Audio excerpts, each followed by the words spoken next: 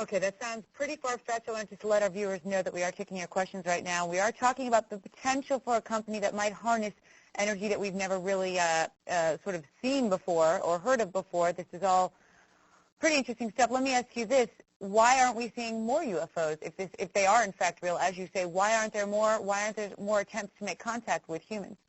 Well, in fact, there have been, and one of the things that the fact that things don't get reported does not mean they're not occurring. One of the people we're working with is the senior air traffic controller at Mexico City International Airport, who says that every month there are several dozen of these objects that are seen on radar. And in fact, he not only has the proof of this, but he's got dozens of other air traffic controllers who have seen these along with the pilots.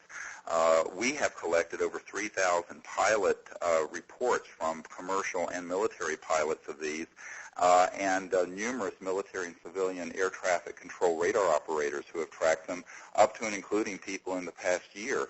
So I think that, you know, the fact that this is not being reported on ABC Nightly News or what have you does not mean it's not happening. The subject has been very cleverly ridiculed and kind of put into a box of disinformation for so many decades that many people simply don't believe this can be real. And unfortunately, what this means is that there's about 50 years of human technological evolution, notwithstanding all our much vaunted technology in fiber optics, that has been sort of thwarted in the energy and propulsion fields. And this is why we're still burning coal and oil. I mean, you know, I point out to people in the 1800s we were using coal.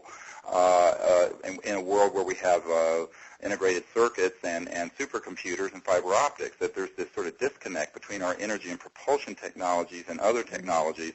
And this is not an accident. This has been deliberately done in order to maintain a sort of a linear supply chain of fossil fuels. And I guess you could have argued at some point in the 40s, 50s, and 60s that this was needed.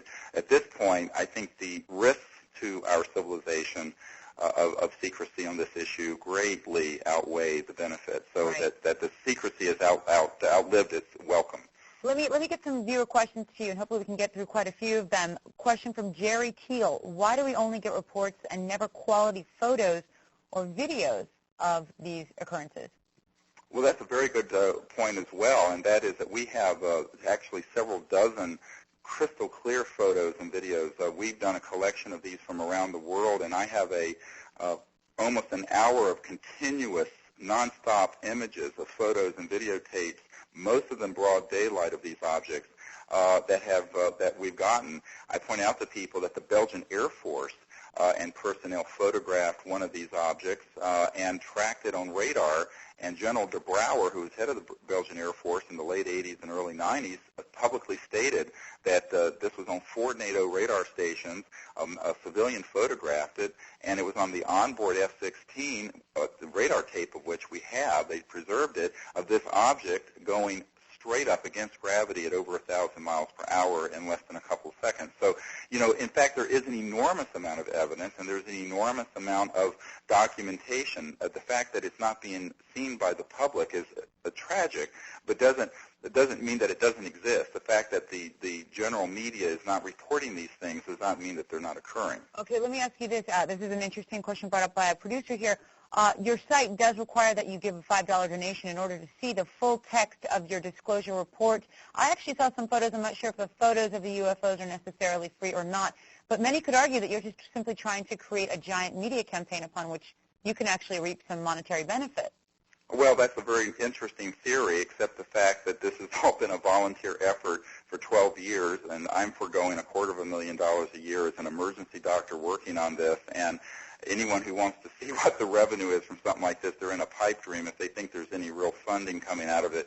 We've mainly funded this ourselves as a group of us, many of them physicians, in fact, who have mainly done the funding on this. And we do ask that the public try to contribute a little bit to this effort so that we can get this information out to the public. So, and the main purpose of it is to get the truth out.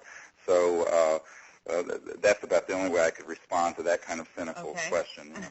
Well, the last question here for you. You know, there's been, of course, lots of books, communion, movies, television movies and such, about people who claim to have been abducted by aliens, probed, experimented on by them. Would you say there's a distinction between what you're talking about, which are UFO sightings and technology, versus people who say they've been abducted and examined by aliens? Well, I think there's quite a bit of distinction. There's a lot of anecdotal stories, and as my father-in-law used to say, paper does not refuse ink. What we're trying to go with are people who are scientists or government insiders who have dealt directly with this, who have documents to prove it, or who have corroborating testimony to prove it. I'm not saying that some of these other accounts are true or not true, but we're trying to focus on harder evidence and case studies as opposed to people's anecdotal opinions or personal experiences. I will say that I think there's a tremendous amount of embellishment and exaggeration in many of these accounts, and our own view on this is that there needs to be a tremendous amount of research to sort out what part of it's true and what part of it's fantasy. What we're trying to present to the public are things that are demonstrable, that are backed up with solid and confirmed government documents and government insiders, as well as other evidence, and that's what we're focusing on in this particular project. All right. Well, Dr. Stephen Greer, thank you for joining us. It's been a fascinating conversation. Best of luck with your campaign and your project and your company. Thank you. All right.